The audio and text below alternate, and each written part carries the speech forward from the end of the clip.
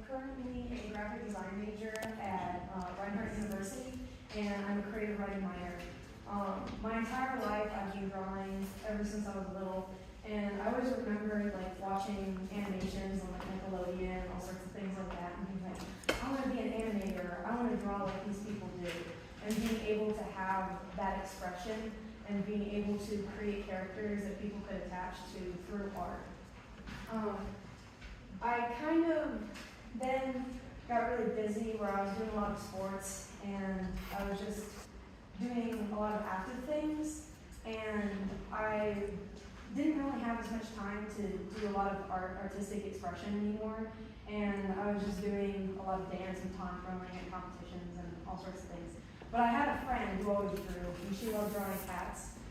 She was in the Warrior Cats, the book series. So I started drawing with her, but immediately I was just so frustrated. I was like, the anatomy makes no sense, I have no idea how to do this, I have this image in my head, and I was just like so frustrated that anytime I would put pen to paper, I just never could create the image that I wanted to make. And that kind of originally it demotivated me. I was just like, I can't do this anymore. Like, it just looks like terrible stick figures every time that I try to draw a cat.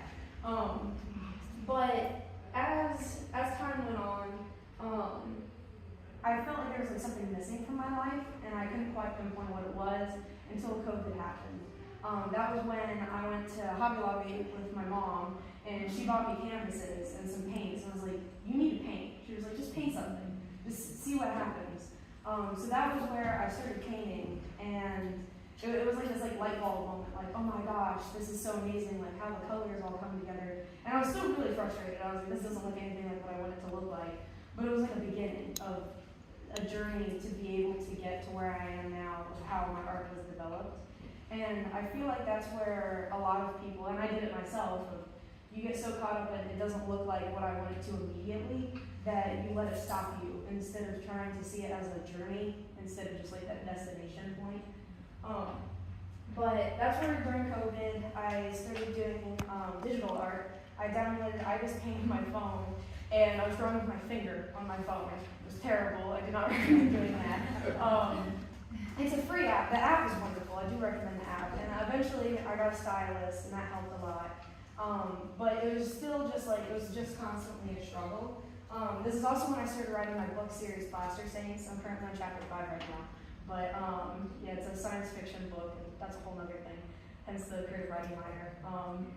But that's where, on that point, that's when I was like, okay, I need to take this seriously, because I wanted to be able to draw these alien species that I entirely created on my own, that only exist in my head.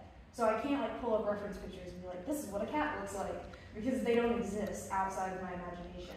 So that was really where I realized like I have to get better at art just so I can have this expression and be able to show what these worlds and characters and places look like that exist in my head.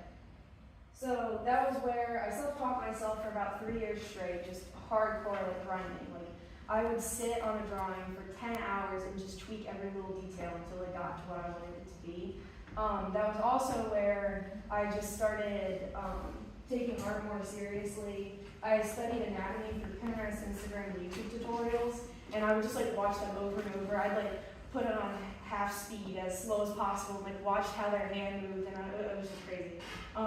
The other thing that I started doing, I have 3 vision disorders, so I've always seen things very strangely, and I didn't know that until I started on my art journey, and that kind of like helped with that part too. But where I would like study highlights and shadows and objects, or I would see things as how they're made up instead of just a complete object, and that really helped me with my art. So it'd be like even the like shiny legs on these, I'd look for like the highlights and shadows on it and try to like think of the forms that make up objects instead of just looking at it as that's a table. Well, what makes it a table? Why do you think table when you see it? And how can you put that on a flat piece of paper? So it was just a lot of like grinding. I got Procreate in 2022, and I got my iPad, which that was like a game changer. And thank you for buying that for me. But that was where, when I got my iPad, it was a game changer, and I knew it was. But I almost felt like I went back to the starting point again. I was like, now I'm so frustrated. I have no idea where all the tools are. I don't know what I'm doing. Like, it was horrible. I was like, I don't know how the pen works, but like somewhere deep in my head, I knew like this is what I needed to do though. that I knew like the pressure sensitivity and all these tools that I have no idea what they mean, I will eventually if I stick with it. And then I would have that expression that I've been wanting so desperately this whole time, to be able to draw like my characters in front of my head. And then this is where I took like mini courses on OutSchool. I found OutSchool during COVID. It's a wonderful platform. You have to be under 18 though to be able to do the classes, but if any of you have like kids or anyone, yeah, if any of you have like kids or anything, they're wonderful classes. And they teach all sorts of other things than just art. It's supposed to be like after school, OutSchool. But I took art classes on there, and I took every opportunity I could to draw. If there was some sort of like, hey, we're kind of doing this thing, like we're doing a lighting study, I'd do it. And then I'd triple it. And I just did everything I could to do as much art as I could, because I knew that was how I would get better, is just, you just keep doing it. You can't give up. And then that was what led me to the beginning of 2024 when I started at Local Color. And that was where that was finally like that last hump, where this whole time, like, the self-taught, and then I was doing OutSchool, and it was like I was finally getting to this point. It was really Local Color where, through doing all of the life drawing classes and everything like that, that I finally had this moment where it was like I had all these tools, but like being able to use them comfortably. And I still remember like Thursday, the first time I met Shanna, and we went in and we were like, we're gonna do this drawing from life thing, and you have like 3 minutes to do this drawing. I was like, what, 3 minutes? Because I was like such a perfectionist, and that was the whole thing that Local Color taught me to let go of. Where it was like doing drawings from 30 seconds, 1 minute drawings, 5 minute drawings, 10 minute drawings, and then like 30 minute drawings. You have to let go of that perfectionism, and I already had the skills because I had worked so hard, and it was learning the freedom that you can find within art, that it was like I finally gained the skills. But I was still holding on too much, like every brush stroke needs to be perfect, or this art piece needs to be perfect. And letting go of that and realizing that a quick, like 10-second sketch could be perfect for that 10-second sketch because I was happy with it. And being able to capture a form that quickly, or noticing shadows and highlights like this, like you have to see it, and then getting that pattern of being able to recognize things that quickly. And that was really like my clarity moment, where I realized, I don't remember the original quote for this, but where it was like, perfection is the killer of creativity. And that's the whole thing with like writing too. Like if you sit down to write and your goal is to write every single sentence grammatically correct, you're gonna kill your creativity, because you're gonna be so worried about creating something perfect that you're not gonna have the creative expression first. And it was like I knew that, but all the years previous to Local Color, it was kind of like nobody forced me out of that. It was never like, you got 30 seconds to draw this. You got to do it. You can't get around that. Like, it's not going to turn into a 3-hour drawing. That's all you have is 30 seconds to do this. And that was really, it was also a good time for like practice for me. Here's an example. One of the drawings I did at Local Color. You can buy it over here, my art prints and everything. But this was a 30-minute one, where with this one, we did all these like warm-up sketches before, but I remember when I sat and I was drawing this one, and I was doing the hair, and I hated what it looked like when I was in the middle of doing it. It was so flat, it was like lines and squiggles, and it didn't look right. And then I was like, well, what's stopping me from just taking the eraser and going like this over it? I was like, that was that perfectionism in me. I was like, well, I can't take away what I had already put down. And then that's where, like, watching Shanna and her art or other people, where I was like, I'm gonna do it. I'm just gonna see what happens. So then I started smudging and smearing and doing all these different things, and it created this like wonderful depth that I never would have discovered if I hadn't tested it and let go of that perfection that I was holding on to. So then, let's see here. I skipped ahead of so many slides. That was where with Local Color, it like brought me back now to my original goal, which was drawing my characters and worlds in my head. So I was deathly scared of ever going back to like trying to draw from my imagination. Because I had gone through this whole arc of, okay, I was doing life drawings and still life drawings. That's a completely different world than trying to draw from your imagination. And I was like, okay, at this point, I mean, give me like a pen and a notebook and tell me to draw that table and I can sketch it real quick. And I was comfortable with that now, but trying to go back to that original goal of drawing from my imagination still terrified me. And then that's when I started at Reinhardt University, and I was a graphic design major and everything.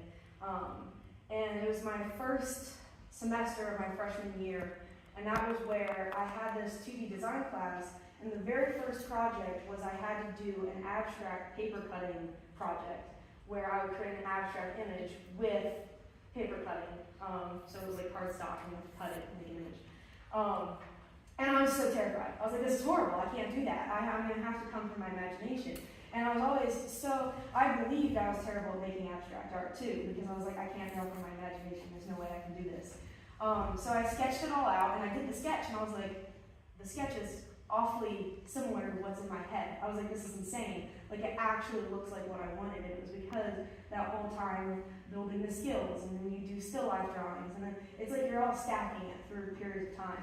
So then that was where finally I did the project, and I did it. That was what was in my head. I finally achieved it, where I had this image and this background that I wanted to do for this image, because it needed to be connected to, you needed a whole backstory for it too. And I finally did it. And I was like overjoyed, and I remember like talking with my professor. She's my advisor too, so luckily I still get to talk with her and everything. But the background for this one, it's called The Soul Awakening, and my goal is I wanted it to all be black and white. I wanted there to be a person in the middle, and it's like the soul of creativity and imagination awaking from the soul, and all these abstract shapes and colors coming from it, because you'll see like on my business cards and everything, that I love doing like black and white and then doing like really bright pops of color in it. And I wanted all that in the image, and I remember talking to my professor. She was like, well, do it, try it. And, like, it doesn't matter if like you fail or whatever to get that image, because then you could just do a different project. You just need to get it done by the deadline, basically. But I did it, and I was able to draw from what was in my imagination. And after that, then that led to like recently I've been drawing my characters more, and I'm finally satisfied now with what they look like. And that's still a whole journey. That's a whole new step, because drawing from my imagination is one thing, but now being able to like perfectly capture what a character looks like and the depth of their face and everything, that's a whole new realm. So that's like, I guess, the next step in my art development. But basically my conclusion and like takeaways from my whole journey would be that you really need to learn the basics, because then it will enable you to have more creativity. Like, I had all these big images and goals that I wanted to do, but my art skills were here. So then I was like trying to match that to what I wanted to be able to do. That ironically, it's like, it feels like such a struggle, but it gives you more freedom eventually, that it's worth it, that it's worth that struggle for that period of time, because you get to that end goal. And then also, that art allows for that self-expression and freedom, but the biggest thing too is to push our limits, because I feel like through multiple points, I had many places that I could have settled for what I was at. I could have been happy with it and just been like, that's awesome, I can do still life drawings, I'm good there. But it's like that constantly trying to make that next step, constantly trying to reach something bigger and farther away. And that ties into my final statement, which would be that there is no end in art. And I feel like that's a whole problem I struggle with that perfection part, is thinking that with creativity there's this destination that you're trying to reach. But it really isn't. It's the process of what you're going through and what you're able to create, and the self-fulfillingness of what you're making. And I feel like at the same time, there's also no beginning, where you think that there's like this start, like, okay, I started drawing on this date, or I started when I was a kid, or you start when you're older, but there's never really a start. It's more like we all have that creativity in us, or this expression in us, and we can all let it out in different ways. But it's trying to find that pathway of how to let it out, and trying to find basically your own creativity in life, and self-fulfillingness. And you can do it in all different ways. It doesn't have to be art, but I still think just doing like a little doodle a day or anything, it just helps to not only like find yourself more, but then also like understand the world better. That's my whole talk.